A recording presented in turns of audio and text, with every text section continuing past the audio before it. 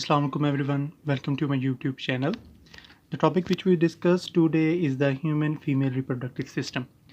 So अपने इस topic में आज हम देखेंगे कि ह्यूमन फीमेल रिप्रोडक्टिव सिस्टम जो है वो किस तरह काम कर रहा होता है, इसके जो पार्ट्स हैं उनकी क्या फंक्शनिंग होती है और इसके कितने पार्ट्स होते हैं. So let's start. Here you can see the both internal and external parts. Female reproductive system है, उसके एक्सटर्नल पार्ट्स भी होते हैं और इंटरनल पार्ट्स भी होते हैं.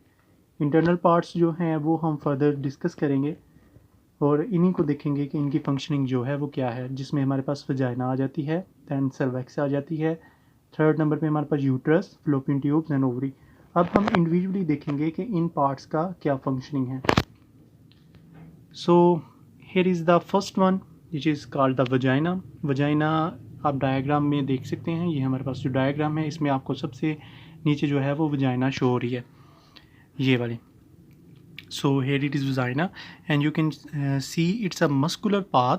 यहाँ पे आपको लॉन्गिट्यूडनल मसल जो हैं वो नज़र आ रहे होंगे और स्मूथ मसल जो हैं वो भी नज़र आ रहे होंगे. सो लेट्स सी कि इसकी हमारे पास फंक्शनिंग क्या है. So number one, as I said कि it's a muscular tube. The second one, it is the connection the external genitalia to the uterus. आपको यहाँ पे यूट्रस नज़र आ रही होगी, ये पियर लाइक स्ट्रक्चर, यहाँ पे ये पियर लाइक स्ट्रक्चर, ये इंटरनल जेनिटेलिया होता है फीमेल का, जिसके अंदर जो है एम्ब्रियो ने आके ट्रांसप्लांट होना होता है. यहीं पे आके वो ट्रांसप्लांट होता है यहाँ पे यूट्रस की वाल के साथ. तो वजाइना क्या काम करती है होती है कि एक्सटर्नल जो जेनिटेलियाज हैं उनको इंटरनल जेनिटेलियाज के साथ कनेक्ट करवा रही होती है. तो it's basically work as a connection between the external genitalia and the internal genitalias. It is about 8 to 10 centimeter long. The wall of the vagina is composed mainly of smooth muscles and elastic tissues. It also serves as the avenue of birth through which the new baby enter the world. So हमें पता है कि new baby जब आता है, जब labour pain start होती है तो यूट्रस जो है उसकी वाल जो है वो कंट्रैक्शन स्टार्ट कर देती हैं और हमारे पास यहाँ पे आपको सर्वेक्स का पास शो हो रहा होगा. Here it is the cervix. हमारे पास इसका साइज़ इंक्रीज़ कर जाता है ताकि हमारे पास जो बेबी है वो इजीली जो है डिलीवर हो सके. सो वजाइना जो है वो फर्स्ट एवेन्यू के तौर पर भी सर्व कर रही होती है बेबी की बर्थ के लिए. Then here is the second part which is the cervix. तो सर्वेक्स जो है इसकी हाफ लेंथ जो है ये हमें वजाइना के थ्रू भी शो हो रही होती है. डायग्राम में आपको सर्वेक्स का पाथ शो हो रहा होगा. Here it is. So vagina के बाद जो हमारे पास सेकंड पाथ होता है वो सर्वेक्स का होता है. तो सर्वेक्स जो है एक स्लाइटली आप कह सकते हैं एक होल है जो कि हमारे पास कनेक्शन प्रोवाइड कर रहा होता है वजाइना और यूट्रस के दरमियान. So cervix is the neck of the uterus. आप यूट्रस की नेक को जो है वो सर्वेक्स बोलते हैं. It join with the upper part of the vagina. It is cylindrical और कोनिकल इन शेप. तो half its length is visible. तो हमारे पास इसकी जो हाफ लेंथ होती है वो विजिबल होती है. Now next we discuss about the uterus. हमारे पास जो थर्ड पार्ट आता है वो यूट्रस होता है. सबसे पहले हमने वजाइना को डिस्कस किया, देन हमें cervix and then the final हमारे पास जो मेन आता है वो है यूट्रस, जिसको अमूमन जो है वो बच्चादानी भी बोला जाता है. और यहीं पे हमारे पास जो है बेबी या एम्ब्रियो जो है वो हमारे पास आके ट्रांसप्लांट होता है. So uterus is pear shaped muscular organ. It major function is to accept the fertilize ovum. So इसकी जो एंडोमेट्रियम वाल है, यूट्रस की बेसिकली 3 वाल्स होती हैं, इनमें से जो सबसे ऊपर वाली होती हैं एंडोमेट्रियम, वहाँ पे आके जो है फर्टिलाइज ओवम जो है या एम्ब्रियो जो है वो आके ट्रांसप्लांट होता है और इसी के बाद ही वो इसके अंदर फ्यूज़ होता है और देन प्लेसेंटा बनता है और उसके बाद हमारे पास जो फीटस है वो ग्रो करना स्टार्ट कर देता है. Then development of foetus and labour के टाइम पे हमारे पास जो यूट्रस की वाल्स हैं ये कंट्रैक्ट करती हैं, जिसकी वजह से जो लेबर पेन स्टार्ट होती है और हमारे पास जो फीटस है वो बाहर की तरफ मूव आउट करता है. So if the egg is not embedded in the wall of the uterus और फीमेल बीइंग मेंस्ट्रुएशन. ठीक है, अगर हमारे पास जो एग है वो फर्टिलाइज नहीं होता और एग अगर फर्टिलाइज हो भी जाए लेकिन वो जो है हमारे पास जो यूट्रस की लाइनिंग्स हैं इनके अंदर वो एम्बेडेड नहीं होता, तो हमारे पास इसकी जो लाइनिंग होगी ये हमारे पास डिमोडिफाइड हो जाएंगी और हमारे पास जो मेंस्ट्रुअल साइकिल है फीमेल का वो स्टार्ट हो जाएगा. Then we discuss about the layer of the uterus. जैसे कि मैंने लास्ट स्लाइड में आपको बताया था कि हमारे पास 3 लेयर्स होती हैं यूट्रस की. Number 1 is perimetrium. The number second is myometrium and endometrium. ठीक है, एंडोमेट्रियम जो है यहीं पे आके जो है उसने हमारे पास जो सबसे आउटर लाइनिंग होती है यूट्रस की वो एंडोमेट्रियम होती है, और यहीं पे आपके जो है वो फीटस ने अटैच होना होता है, यहीं पे आके उसने प्लांट होना होता है।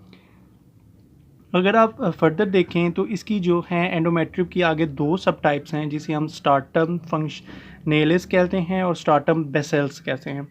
सो हमारे पास जो नंबर फर्स्ट है स्ट्राटम फंक्शनैलिस, ये जो है हमारे पास शेड हो जाती है मेंस्ट्रुअल साइकिल के दौरान। दूसरी जो है वो परमानेंट होती है, और उसी के थ्रू जो है वो हमारे पास जो फर्स्ट वन है फंक्शनैलिस वो दोबारा डेवलप होती है। अगर हमारे पास एग जो है वो हमारे पास ओवरी से एग निकला ओवल्यूशन के थ्रू, देन फ्लोपियन ट्यूब से होता होता वो जो है वो यूट्रस तक आता है। यूट्रस के अंदर वो राउंड अबाउट 24 आवर्स जो है वो स्टे करता है। अगर तो देन स्पर्म आ गया तो वो फर्टिलाइज हो जाएगा। अगर स्पर्म नहीं आता तो हमारे पास जो एग है वो रप्चर हो जाएगा, और हमारी जो यूट्रस वाल्स हैं वो भी डिकम्पोज हो जाएंगी, और फीमेल का जो मेंस्ट्रुअल साइकिल है वो स्टार्ट हो जाएगा। तो यहाँ पे आप एक ओवरऑल एनाटॉमी देख सकते हैं। जैसे कि हमारे पास यहाँ पे ये ओवरीज हैं, ओवरीज के अंदर एग जो हैं वो डेवलप करते हैं। इसके बाद ओव्यूलेशन का प्रोसेस होता है, जिसके थ्रू ओवम जो है वो रिलीज़ होता है, और ये हमारे पास फ्लोपियन ट्यूब्स के आगे फ्लैप लाइक स्ट्रक्चर्स होती हैं जो कि एग को रिसीव करती हैं, और उसके बाद एग जो है वो फ्लोपियन ट्यूब के थ्रू मूव करता करता हमारे पास यहाँ यूट्रस के अंदर आ जाता है। सो यहाँ पे एग जो है वो स्टे करता है।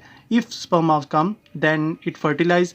आफ्टर डैट एग जो है वो रप्चर हो जाएगा, और हमारे पास ये जो लाइनिंग बनी थी यूट्रस की ये भी डिकम्पोज हो जाएगी। उसके बाद हमारे पास जो फीमेल का है वो मेंस्ट्रुअल साइकिल स्टार्ट हो जाएगा।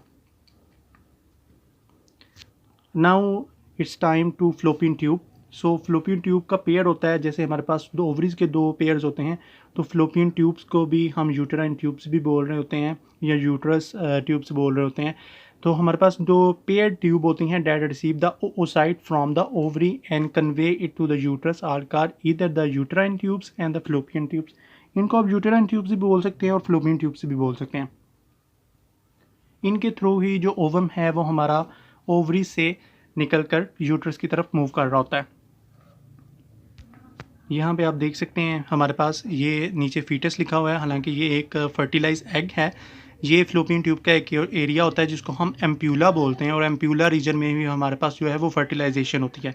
यहाँ पे स्पर्म और एग जो हैं वो ज्वाइन करते हैं, और उसके बाद इट टेक 5 डेज़। ठीक है, 5 डेज़ के बाद जो है इसके अंदर जो है म्योसिस स्टार्ट हो जाती है, और म्योसिस के बाद हमारे पास इसके अंदर क्लीवेज स्टार्ट हो जाती है, और ये मूव करता हमारे पास यहाँ पे यूट्रस के अंदर आ जाता है, और यहाँ पे आके एम्पेडिट हो जाता है। Okay, now it's time to ovaries. यहाँ पे आप डायग्राम के अंदर देख सकते हैं कि हमारे पास दो पेयर्स हैं ओवरीज के, और इसी के अंदर हमारे पास जो हैं वो एग्स जो हैं वो बन रहे होते हैं। एग्स यहीं पे राइप करते हैं, और उसके बाद ओव्यूलेशन का प्रोसेस होता है, जिसके थ्रू हमारे पास जो ओवम है वो रिलीज़ हो जाता है। So these organ are responsible for the production of the egg cells that is called ova and ovum and the secretion of the hormones. अब यहाँ पे प्रोजेस्टेरोन और एस्ट्रोजन जो हार्मोन्स हैं वो भी रिलीज़ कर रहे होते हैं, क्योंकि फॉलिकल्स बन रहे होते हैं, और फॉलिकल से ही हमारे पास जो हैं different hormone progesterone and oestrogen वो अपने टाइम के लिहाज से रिलीज़ हो रहे होते हैं अंदर। So the process by which the egg cell ovum is release is called the ovulation. इस प्रोसेस को हम ओव्यूलेशन बोलते हैं। The speed of ovulation is periodic and impact directly to the length of the menstrual cycle. ये directly proportional है menstrual cycle के। So after ovulation the egg cell is captured by the fallopian tubes. जैसे कि मैंने आपको बताया था कि ओवरीज के अंदर से वो निकलेगा, और उसके बाद हमारे पास जो हैं फ्लोपियन ट्यूब्स के आगे फ्लैप लाइक सेल्स होते हैं, जो कि उसको जो है ओवम को जो है वो कैप्चर करते हैं, और उसको फ्लोपियन ट्यूब के अंदर मूव करा देते हैं। फ्लोपियन ट्यूब्स के अंदर सीलियाज होते हैं जो कि एग को मूव करने में हेल्प कर रहे होते हैं।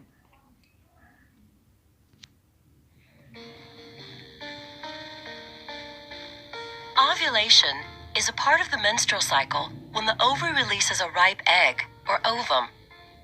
Inside the ovary are hundreds of thousands of follicles. यहाँ पे आप देख Each सकते हैं कि हमारे follicle पास is a जो hollow ball फॉलिकल्स of हैं वो cells डेवलप हो रहे with होते an हैं। immature egg in the center. The ये typical ओव्यूलेशन का 28-day प्रोसेस आपको menstrual दिखाया जा रहा cycle begins on the first day of menstrual bleeding. During the first 7 days of the cycle, a few follicles begin to grow at the same time. These maturing follicles secrete estrogen hormone into the bloodstream to prepare the lining of the uterus for pregnancy. Around day 7, all of the follicles stop growing and begin to degenerate, except for one. This dominant follicle continues to grow and nourishes the developing egg inside it. Around day 12, the follicle secretes a large amount of estrogen into the bloodstream. When the estrogen reaches the hypothalamus and the pituitary gland in the brain, the anterior or front part of the pituitary gland releases a huge surge of luteinizing hormone into the bloodstream. Around day 14, luteinizing hormone causes the follicle to undergo a sudden growth spurt.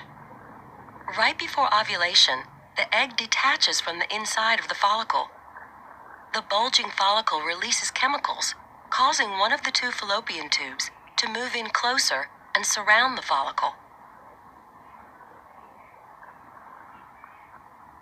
The follicle swells until it bursts open, ejecting the egg and fluid from the follicle into the abdominal cavity. In response, the fimbriae, tiny projections at the end of the fallopian tube, sweep across the ovulation site and pick up the egg. Microscopic cilia on the fimbriae's surface transport the egg to the entrance of the fallopian tube.